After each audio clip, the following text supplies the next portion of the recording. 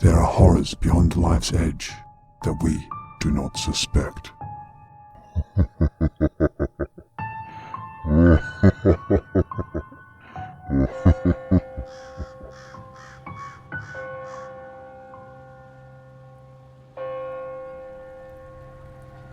I spent nearly a decade underground. The work was hard and dangerous, but could be rewarding and very well compensated. Coal mining is a way of life here. Entire families have worked the mines.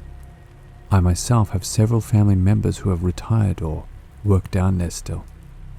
I got out, not because of these experiences, but because I believe coal mining will end soon. There are other reasons, but I don't want to identify myself. Now, I'm no superstitious backwoods hillbilly who attributed every little thing as paranormal. I have a science and engineering background. Most things have reasonable explanations for the things we see. These stories of mine, or those that were told to me, are not the case. They have no explanation. The first time I heard of anything going bump in the dark was relayed by a co-worker. I was still a red hat at the time. For those who don't know, the first 6 months to a year, depending on state law, a new miner must wear a red hard hat. They cannot leave sight or sound of the black hat they are assigned to. I was working with a guy about my age, who was a no-nonsense guy when it came to work. He was an extremely competent coal miner. We were working with a bolting machine when I looked over at the rib, the wall, and clearly written on the rib support was the word ghost, followed by the time and date, which was a few weeks prior. Curious, I asked about the writing. He gave me a sheepish look and relayed this story to me.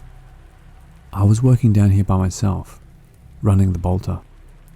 It was nearly the end of the shift and I was keeping an eye for the relief crew to arrive on section. I just happened to look across the bolter and see a man standing there looking at me. I was just about to say something when I realized that this guy was certainly not on our crew.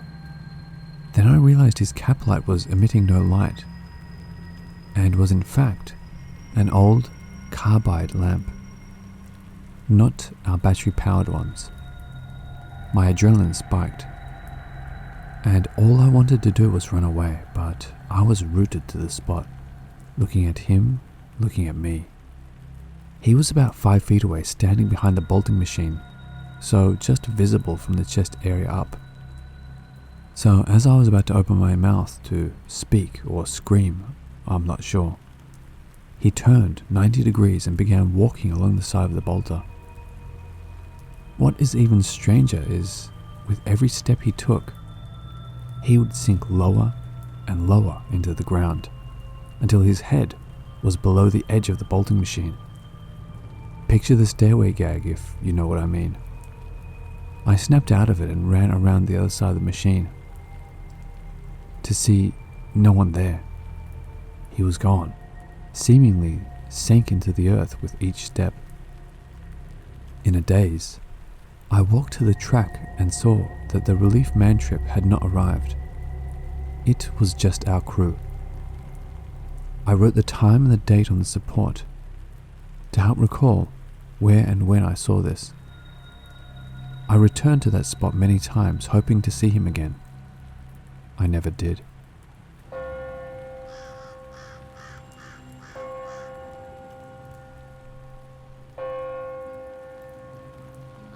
I've seen these figures many times, in several different mines.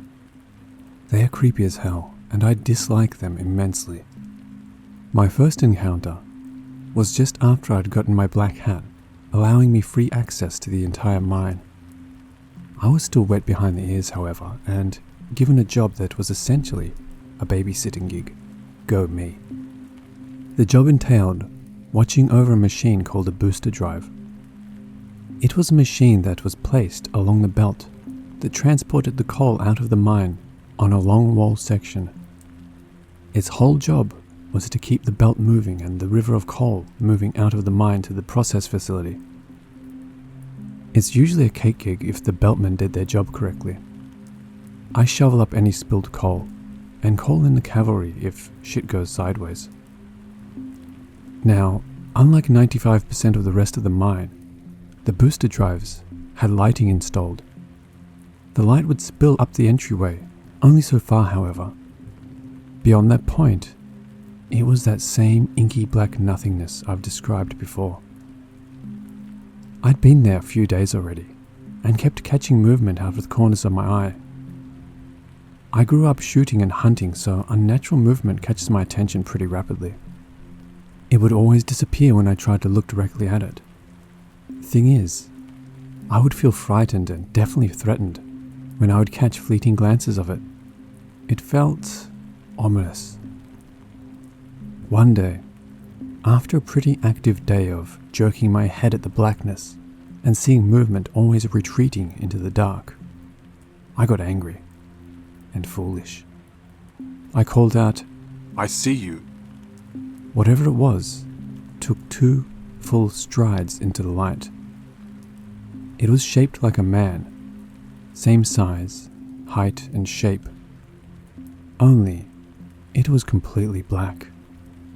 A complete absence of light. But it had dimension, a thickness, full and thick like a man. I was so scared I got tunnel vision, and it seemed like all of the machinery went silent. I know it didn't because the belts were still chugging away. It stood there for about 5 full seconds, did an about face, and walked away into the dark. I stood, staring at the spot for a good 20 seconds afterward, until my vision cleared and the steady roar of the booster filled my ears again. My head stayed on a swivel the rest of the shift. When I was relieved, I asked the man who took my place on the next shift, do you ever see anything moving around down here? He took a long look at me and replied, yes. I asked, what the hell is it? He said, I'm not sure I want to know. I wish I could say I never saw it again. That thing scared the shit out of me.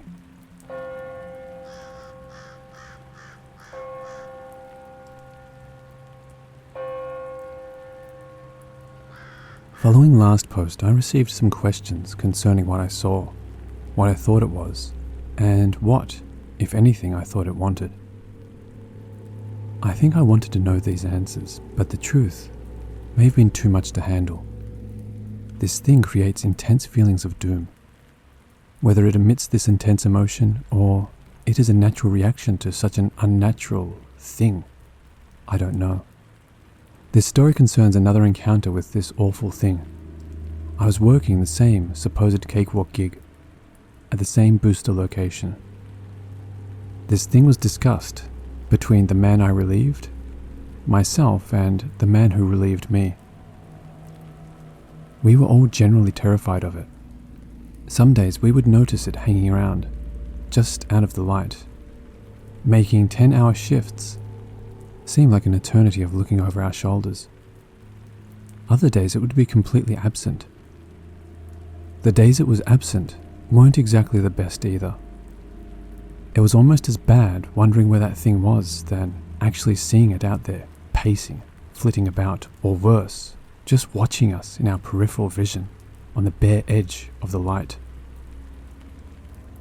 This shift I was on started like any usual. I attempted to mentally prep myself for another day of shoveling spilled coal while having the shit scared out of me for the next 10 or so hours. After riding the man trip into the booster, I spoke to the stressed out scared man I was relieving.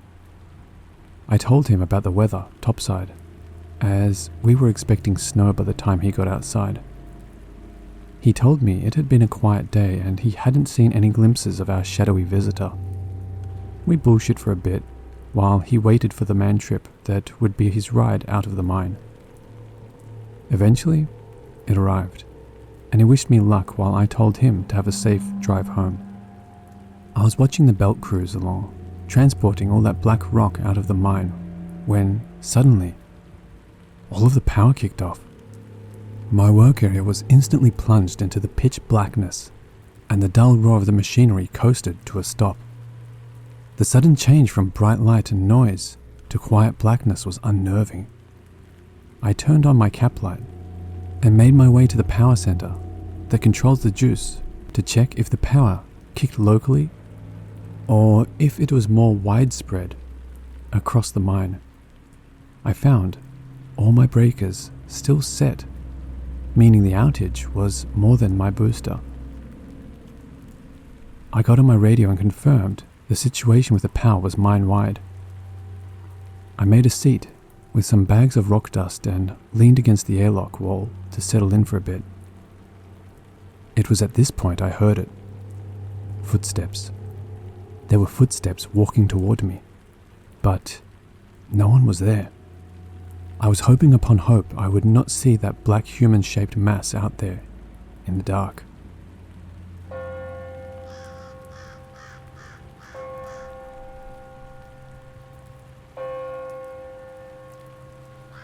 This incident was quite different from my encounter with a shadowy visitor.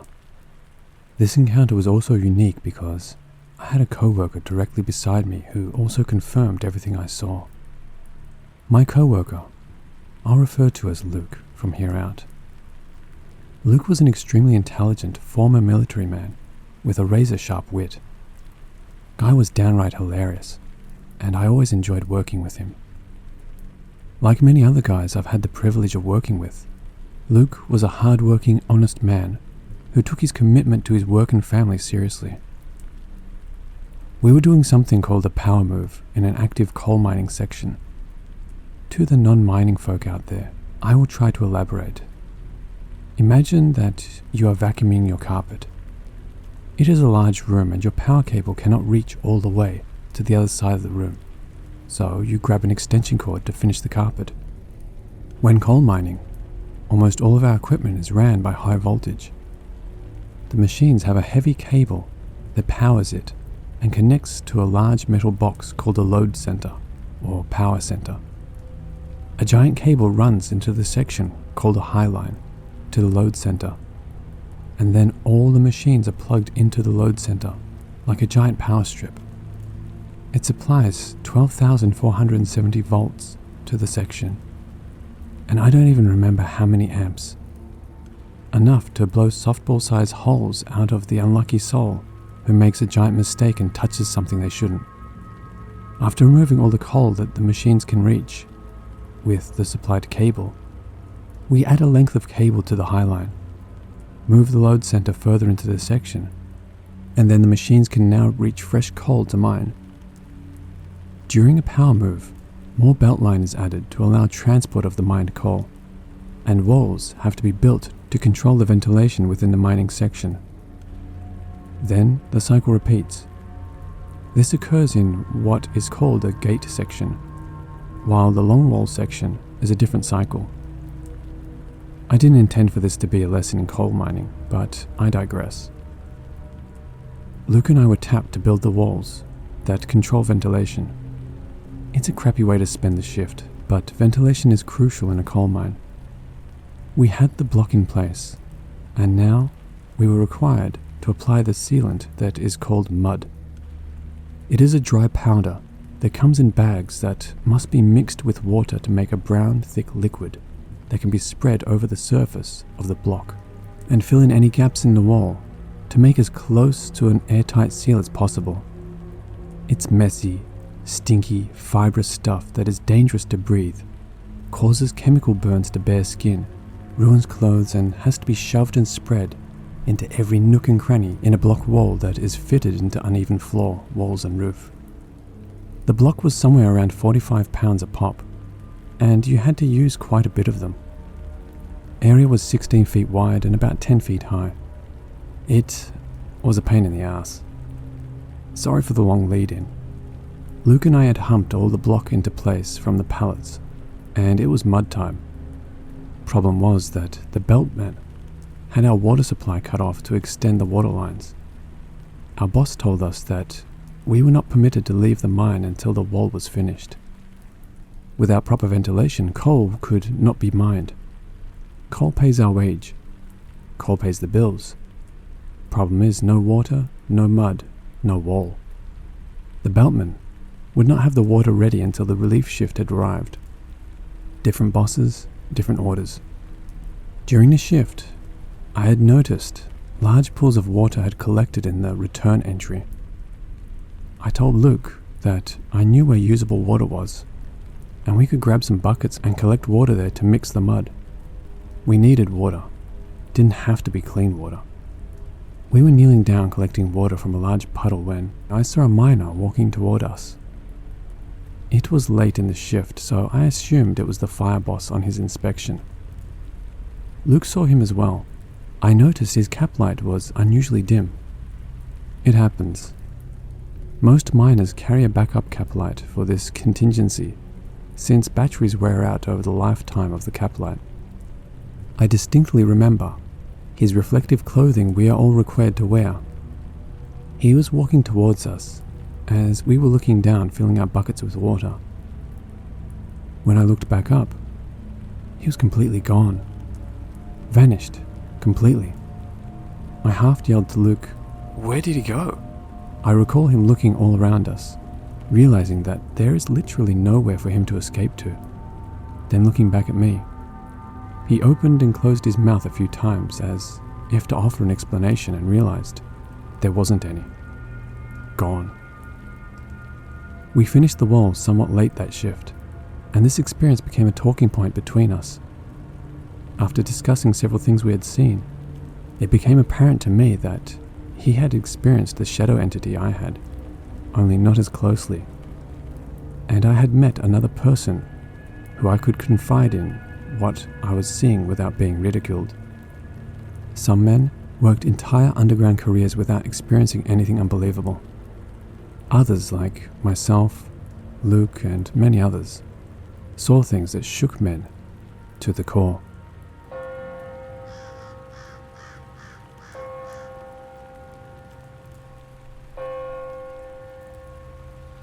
I ran into a former co-worker at a local store today, and it jogged my memory of an encounter a co-worker had in the mine. I will refer to my co-worker as Jake from here out. I spoke with Jake about his encounter a day or two after it had happened, and he was definitely spooked by what he had seen. It was very unlike Jake to be flustered by anything, really, as the man is built like a tank. You all know the type. Athletic, weightlifter, good with the ladies and irritatingly good at anything they attempt. In a coal mine, inspections take place several times a day in operating sections, as well as areas that have been dormant for a long time. These guys are known as a fire boss. Firebossing is serious business, as the lives of many men rest on them doing their job correctly. Mostly, they are checking for roof falls, rib rolls, hot rollers on the belt line, correct and adequate airflow, and the scourge of all coal miners, methane. It was during a fireboss run that Jake had this encounter. I was on my run signing the date boards and had to pass through a regulator, an airlock. I opened the first door of the dog box, got in and closed the door. As soon as I closed the door, I heard the latch of the other door behind me get thrown really hard. I felt the air pressure change as the other door was opened. I turned around surprised since I wasn't expecting anyone else way up in here, and it was looking at me. I asked what was looking at you. I don't know what it was. It was completely hairless, like no hair or eyebrows or facial hair.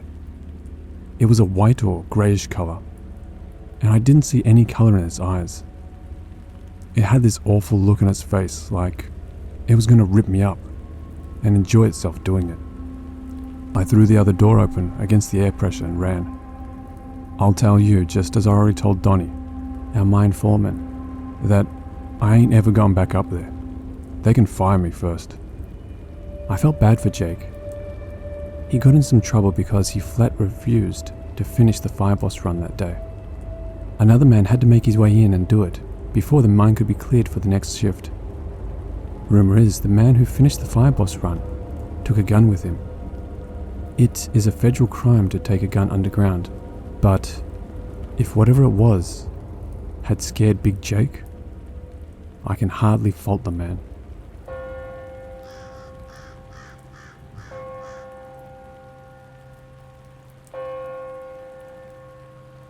It's been quite a while since I've made an installment concerning the old encounters and experiences myself and fellow co-workers were exposed to.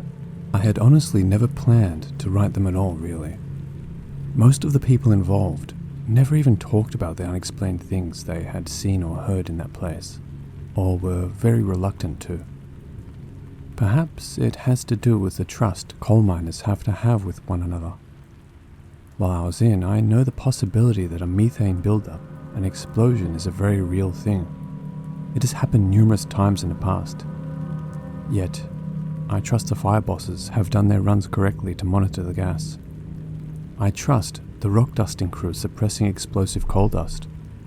I trust the man running the multiple-ton piece of equipment I have to work in close proximity with doesn't inadvertently crush me between a rock and a hard place. I must trust my own skills when operating a roof bolter. If a man you are trusting your life with in a very dangerous location begins telling stories of shadow people walking around, phantom miners, disembodied lights, and a white humanoid figure I was informed was likely a crawler, how do you process that? How do you deal if you are someone seeing and experiencing it or them? This encounter is, by far, the one that was witnessed by the most people at once. The people who were involved consisted of mostly bosses and men higher up in the pecking order of the mine. The encounter occurred during a visit by bosses and coordinators of the mine, just before the start of a major operation called a Longwell Move. It involves dismantling $100 million in equipment from a completed longwall section, transporting said equipment to a fresh longwall panel a couple of years in the making, and putting it all back together. This is no small feat. This operation is all hands on deck, highly coordinated. Every labor-intensive operation with gobs of heavy equipment and people in motion. Coordinators and longwall bosses have been known to sleep, eat, essentially live at the portal until finished. To the encounter. It was Sunday afternoon. Countdown to kick off the midnight shift that was actually Monday morning. To the non-mining folks out there, a coal mine on a Sunday afternoon is essentially empty. Fire bosses do their runs. Some contractors may be doing some out-by work. But generally speaking, mining sections are empty of miners. A man trip loaded with bosses and coordinators traveled about 45 minutes on rail from the elevator bottom to the longwall panel, about to be loaded with millions in equipment used in the extraction of countless tons of that black rock. Upon arrival on section, the men take their gear to what will soon be the dinner hall to put down their lunch buckets, coats, tools, gear, etc.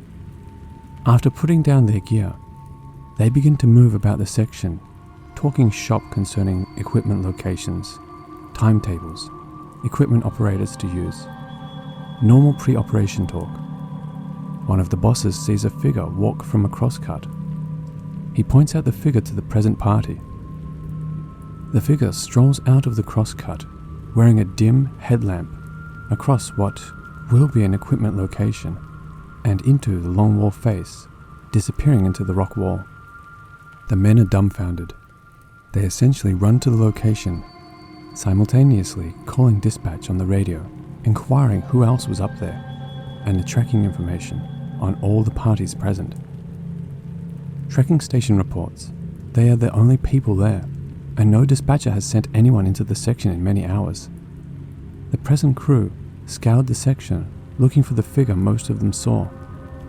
After looking around, one of the bosses radioed the others to return to the dinner hall. All of the contents of their lunch pails, tools, jackets, were upended and thrown about the location. It was like a 10-year-old on a temper tantrum was allowed to unleash his fury. The men, probably unnerved as they were, cleaned up and continued the task at hand.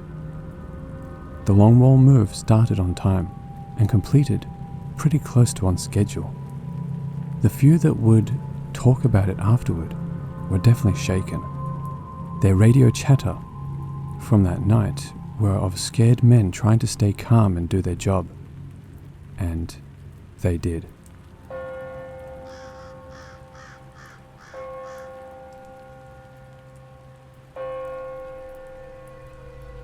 Yesterday, I froze my ass off. My home was without power for around 7 hours yesterday, and with the piles of snow hanging around here in West Virginia, the temperature in my home was far from comfortable.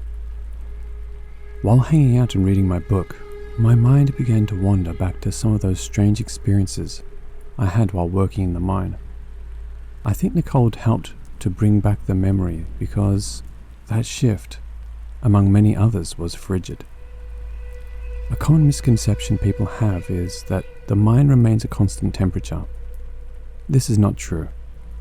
Admittedly, during the summer months the mine is somewhat cooler, as we're underground and not subjected to the direct solar radiation that serves to make the hot days hot.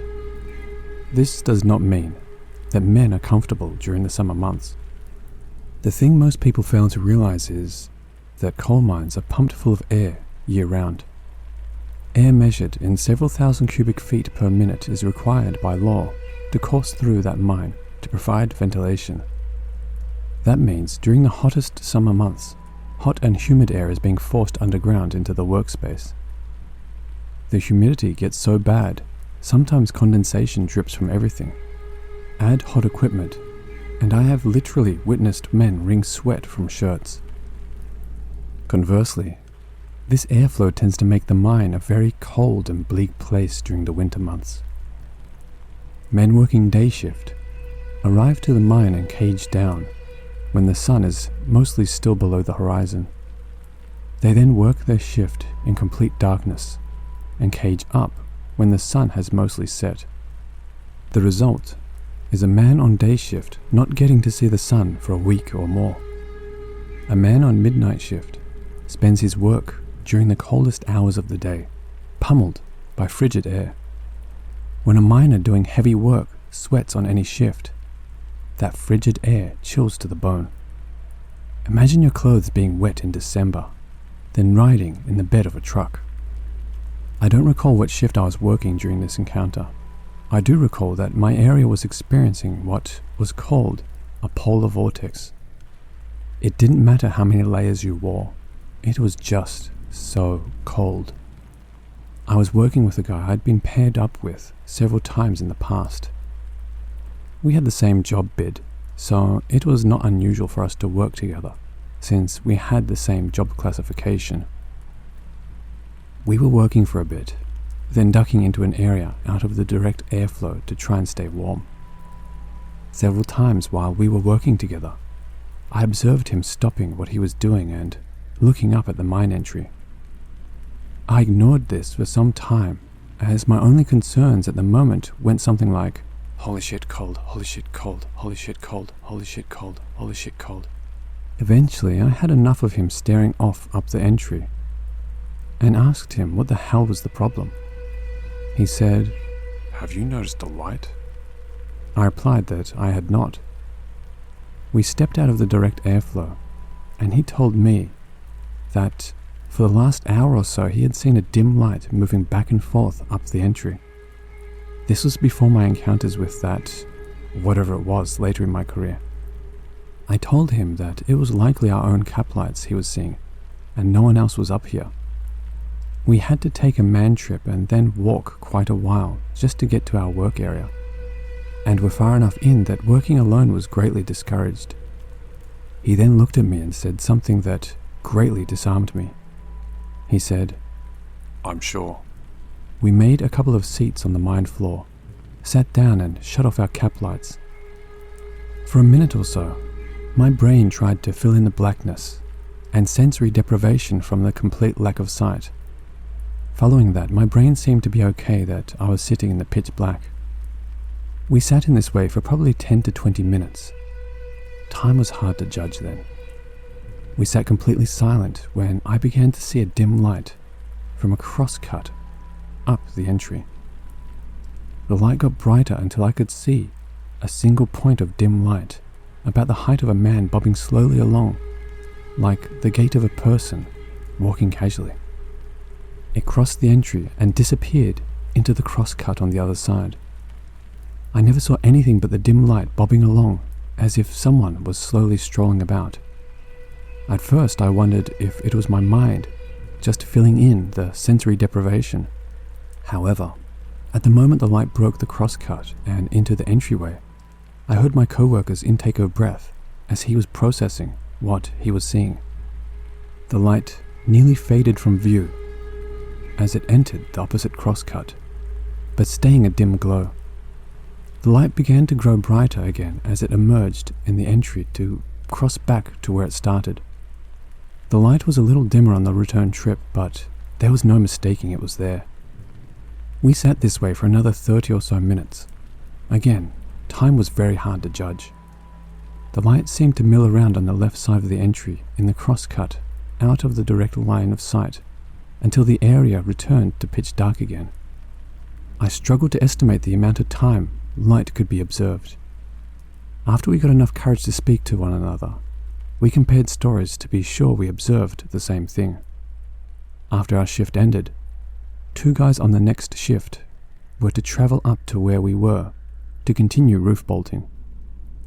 If it wasn't done, to the next shift until completion. The job was completed before we had to return to the area the next day.